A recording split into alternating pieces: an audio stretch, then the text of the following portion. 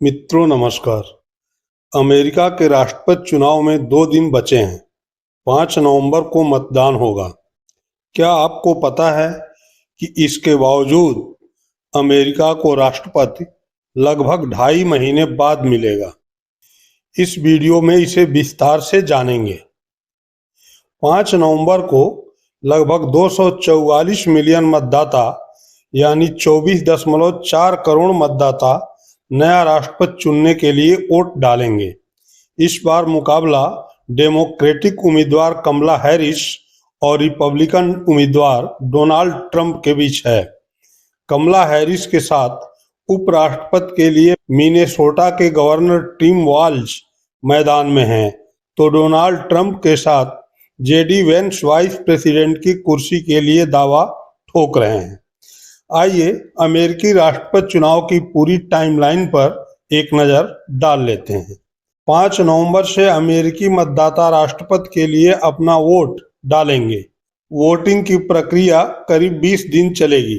25 नवंबर को 17 राज्यों के लिए डाक के जरिए मतपत्र स्वीकार करने का आखिरी दिन है। 17 दिसंबर को इलेक्टर्स अपने अपने राज्यों और वाशिंगटन डीसी में मिलेंगे ताकि राष्ट्रपति उपराष्ट्रपति का चयन कर सकें। इलेक्टोरल वोट्स को 25 दिसंबर तक सीनेट के अध्यक्ष, जो वर्तमान में उपराष्ट्रपति कमला हैरिस हैं, और आर्कीविस्ट को प्राप्त होंगे। 6 जनवरी 2025 को उपराष्ट्रपति कांग्रेस के संयुक्त सत्र में इलेक्टोरल कॉलेज वोटों की गिनती की अध्यक्षता करेंगे और परिणामों की घोषणा करेंगे। अमेरिकी राष्ट्रपति चुनाव यूं तो 5 नवंबर को शुरू हो रहे हैं और वोटों की गिनती भी उसी दिन शुरू हो जाएगी, लेकिन अंतिम नतीजे आने में कई दिन लग सकते हैं। यूएस वोटर्स को फाइनल रिजल्ट तब तक पता नहीं चल पाएगा जब तक कि उपराष्ट्रपति और डेमोक्रेटिक उम्मीदवार कमला हैरिस या रिपब्लिकन उम्मीदवार डोनाल्ड ट्रंप अधिकांश राज्यों, खासकर तथाकथित स्विंग स्टेट्स में महत्वपूर्ण जीत हासिल नहीं कर लेते।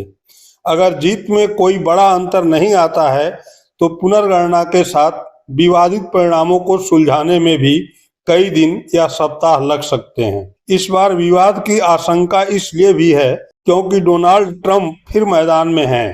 ट्रंप ने राष्ट्रपति जो बाइडेन की 2020 में हुई जीत और अपनी हार को 4 साल बाद भी स्वीकार नहीं किया है। यदि ट्रंप हारते हैं तो निश्चित रूप से कानूनी लड़ाई का रास्ता अपनाएंगे और शायद हैरिस भी, क्योंकि कुछ 100 या उससे भी कम वोटों से विजेता का फैसला हो सकता है। दोनों के पास वकीलों की बड़ी फौज है।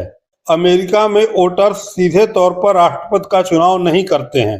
राष्ट्रपति का चुनाव 538 इलेक्टोरल कॉलेज द्वारा किया जाता है। जीत के लिए उम्मीदवार को बहुमत 270 या उससे ज्यादा इलेक्टोरल कॉलेज हासिल करने होते हैं। इसलिए एक उम्मीदवार को लोकप्रिय वोटों का बहुमत मिल सकता है, लेकिन फिर भी वह हार सकता है अगर वह इसे इलेक्टोरल कॉलेज के बहुमत में तब्दील न कर पाए। 2016 में डेमोक्रेट हिलेरी क्लिंटन ने ट्रंप की तुलना में लगभग 3 मिलियन अधिक वोट जीते, लेकिन वह चुनाव से हार गईं क्योंकि ट्रंप ने 306 इलेक्टोरल कॉलेज जीतकर बहुमत का आंकड़ा पार कर लिया।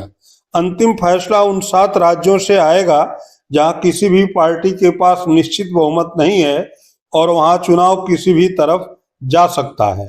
इन राज्यों के पास कुल मिलाकर 93 निर्वाचक मंडल वोट हैं। 20 जनवरी 2025 को अमेरिका के नए राष्ट्रपति और उपराष्ट्रपति का शपथ ग्रहण समारोह आयोजित होगा।